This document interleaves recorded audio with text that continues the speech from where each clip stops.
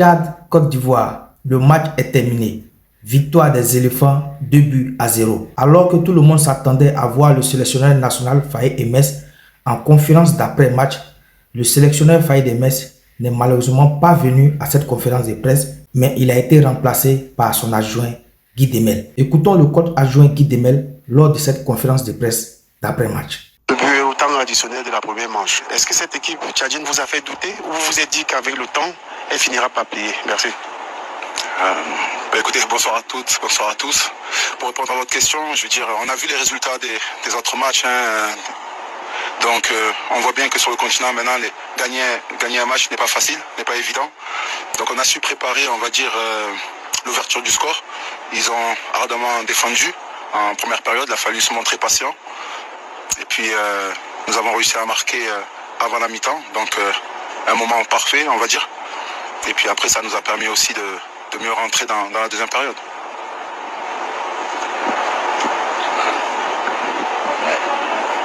Bonsoir coach, Augustin Tacham, BBC Afrique. Coach, Côte d'Ivoire, champion d'Afrique. Et avec dans ses rangs des joueurs comme Adigan, comme Dika.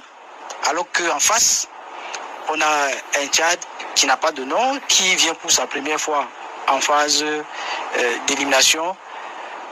Est-ce que vous pensez que 2 buts, ça reflète l'image d'une Côte d'Ivoire qu'on aurait attendu un peu plus forte? Écoutez, je ne sais pas où vous voulez en venir, je l'ai dit tout à l'heure. Il n'est pas facile aujourd'hui dans le football de marquer énormément de buts, surtout en sélection. Après, je peux vous rejoindre sur le fait que nous avons, si nous regardons les 2 matchs, été moins performants dans la dernière passe, dans le dernier geste, dans l'occupation de la surface de réparation. Mais je ne pense pas que, encore une fois, au regard des matchs des autres nations, une équipe a pu se procurer autant d'occasions ou autant de situations que nous. Donc voilà, c'est un processus. Aujourd'hui, on va dire de notre but jusqu'aux 30 mètres adverses, les joueurs commencent à assimiler ce que nous attendons d'eux.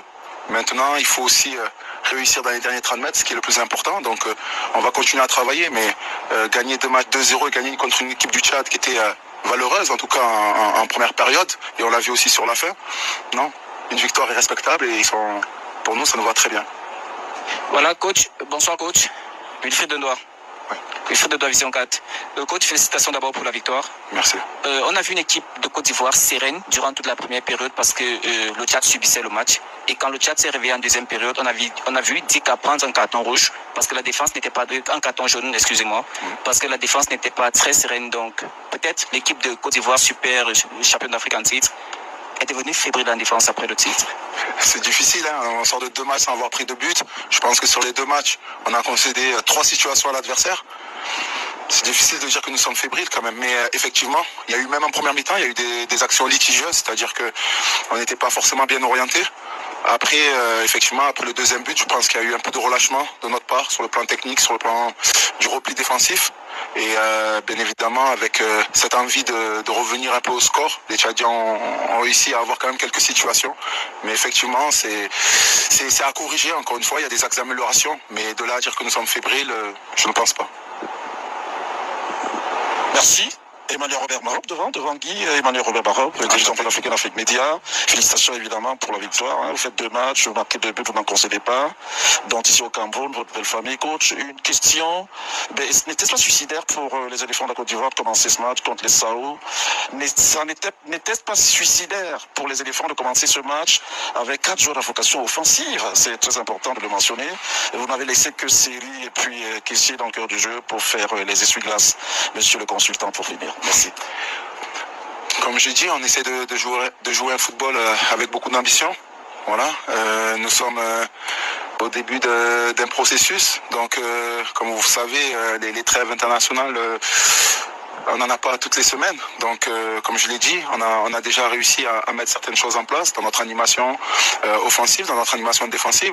Et puis, voilà, on était à l'extérieur, on avait aussi à cœur très rapidement. Mais 4, on ne prend pas de but, on n'a pas été déséquilibré, encore une fois. C'est à partir du moment où on n'est pas déséquilibré et que l'équipe garde son bloc, je ne vois pas où est le souci.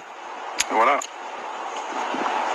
Bonsoir coach. Je suis Angéline Aïcha de AT Communication, journaliste ivoirienne.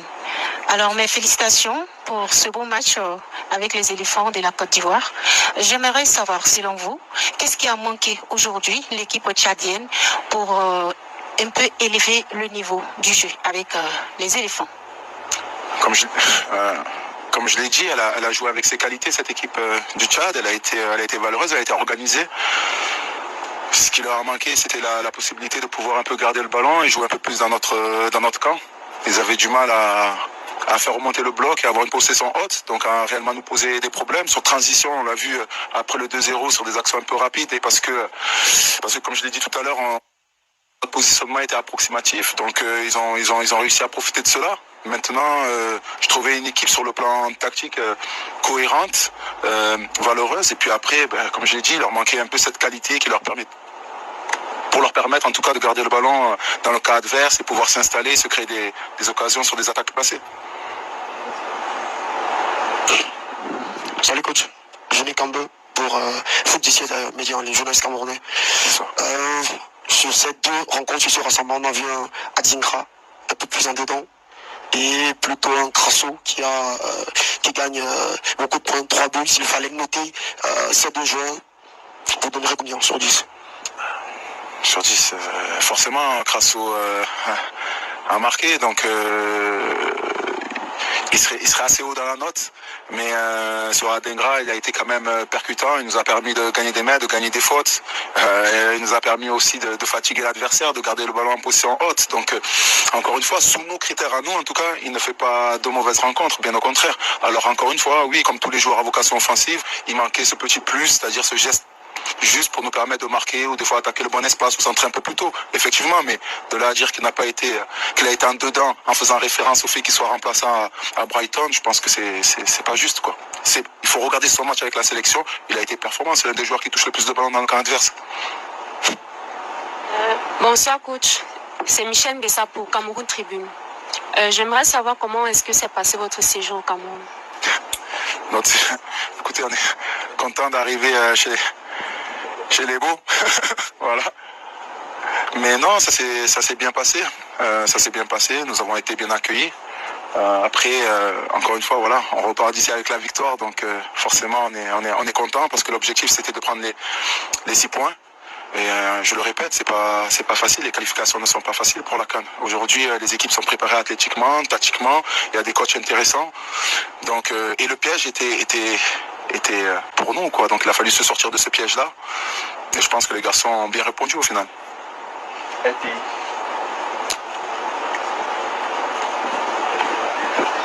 Oh, j'entends.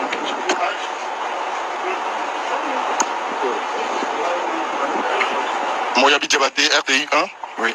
Coach, le job est fait, 2 matchs, 6 points. On retourne à la maison. Pour vous, quels sont les grands chantiers de cette sélection pour être assez redoutable sur le continent? Comme je l'ai dit, aujourd'hui, au sortir de ces 2 matchs, comme vous l'avez dit, nous n'avons pas encaissé de but, donc il faut qu'on garde cela. On a vu après le deuxième but qu'il y avait un peu de relâchement, donc il faut toujours garder cette exigence-là. Donc on va travailler déjà là-dessus. Après, voilà, c'est dans les derniers 30 mètres, ce qui est le plus difficile, voilà, savoir être au bon endroit au bon moment, avoir le bon geste, choisir, faire le bon choix. Donc on va travailler là-dessus, mais je pense qu'on peut voir quand même l'évolution de la sélection sous les ordres du coach Faye. Donc non, on est assez content du bilan et du contenu.